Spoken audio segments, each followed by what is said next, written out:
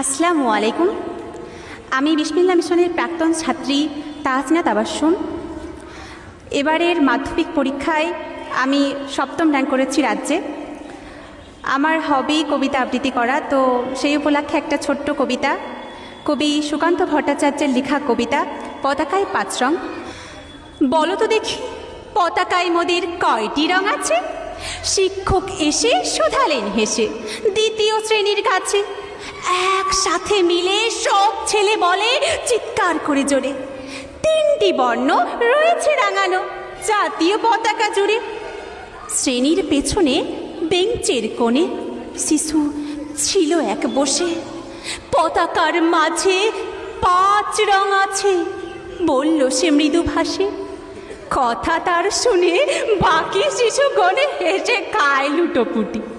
শিক্ষক রেগে বলেন হেকে, বোঝাও কি করে পাচ্ছি।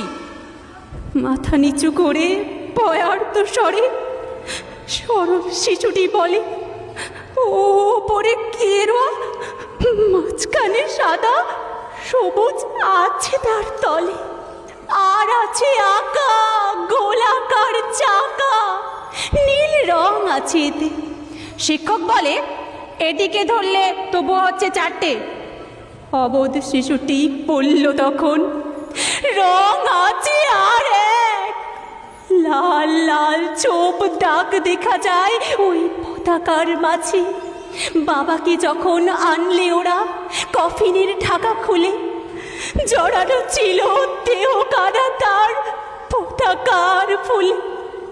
রক্তের দাগে ছিল লাল চোখ ওই পতাকার মাঝে। এই নিয়ে মোট হলো 5টি, এবার তো ঠিক আছে। সরল শিশুটির জবাবখানি কাঁপিয়ে দিল বুক, অশ্রু এলো নয়ন ভরে, শুকনো হলো মুখ। আজও যারা দেশের জন্য করছে বলিদান, স্বাধীনতার শহীদ সম তাদের অমর প্রাণ। হয়েছি স্বাধীন, পেরিয়ে গেছে 78টি বছর।